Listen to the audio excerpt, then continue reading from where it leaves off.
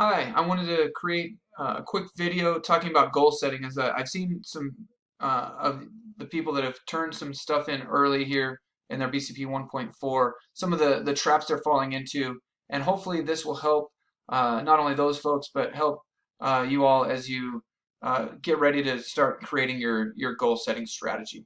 So the first thing that we're going to look at here is what is a SMART goal? And hopefully you guys watched the other video I put on there about SMART goals. If you haven't, please go back and watch that video. It's super helpful. It's not very long. But within SMART goals, the most the thing that students both usually struggle with the most is the S and the M, the first two here, the specific and measurable pieces. And so usually what I see is students they try to take on too much. And so think about when you're building your goal, is think about what is my goal and how can I make this more specific? Can I be more specific? How do I make this more specific? And then once you've gotten to a point where you don't think you can be any more specific, think about, okay, now I've got this specific thing.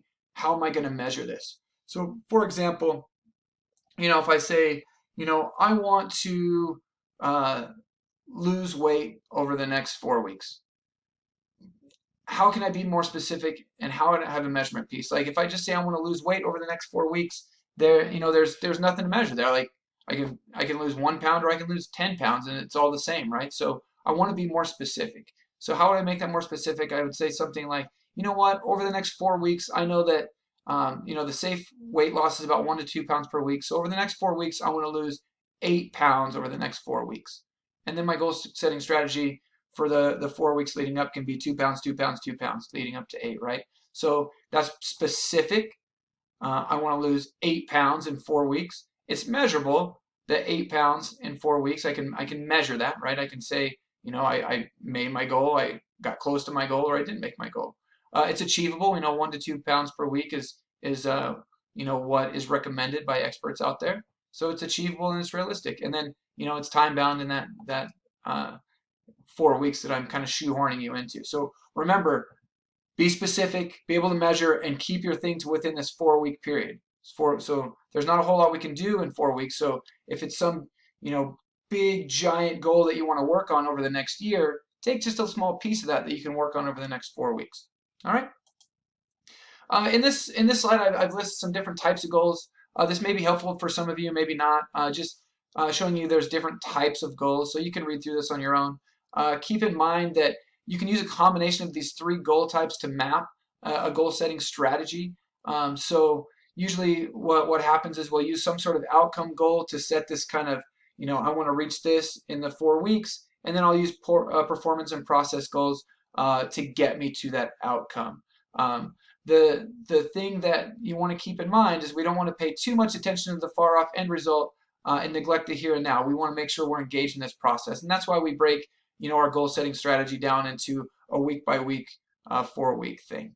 All right, so let's look at a couple of examples. One, we'll look at a kind of diet change example, and one an adding exercise example. So they're going to seem very simple, but simple is key here, right? We want to make sure that by keeping it simple and specific, that we set ourselves up for success. So if we have this really complex thing, what you want to do is break it down into pieces that are manageable, that we can see success in. So this 8 pounds over the next 4 weeks, the one I just spoke to you about earlier, this is what something like this would look like. It's specific. It's 8 pounds in the next 4 weeks. It's is my measurement piece. I can, if I only lost 7 pounds, I can say, I didn't quite get there. Or if I lost 10 pounds, I can be like, I made it and plus a little extra. All right. So another one might be I want to add some exercise into my life. So maybe I've neglected exercise over the past few months due to the COVID and working at home or whatever the reason may be. Maybe you want to add exercise back into your life. And so what I'm doing with this one is I'm kind of phasing this in, right? So at the end of 4 weeks, I want to be exercising 3 times a week for 60 minutes per exercise session, right? And I'm not going to do that right off the bat. I'm going to work my way into it so that make it become a habit and something that I don't get burned out on doing when I if I fail at getting it the first couple of weeks, right? So I'm going to ease into it. So this first week, I'm going to make sure that I exercise 2 times this first week for 30 minutes per session. All right, so easing into it. In week 2, I'm going to ease into it by adding an extra exercise session. I want to do it 3 times this week for 30 minutes per session. So now I'm up to my times per week goal. Now I'm going to start working on getting to my minutes per session goal. So now I'm going to up this in week 3 from 30 minutes to 45 minutes.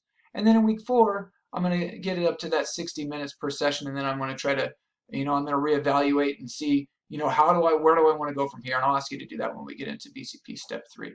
So hopefully this is helpful. If you have any questions, please don't hesitate to reach out. We can set up a phone call or email back and forth or whatever, so that we can really get you a good, strong goal setting strategy. We're going to have a lot of back and forth here probably with BCP 1.4. So don't get frustrated. Just see my feedback, make the adjustments.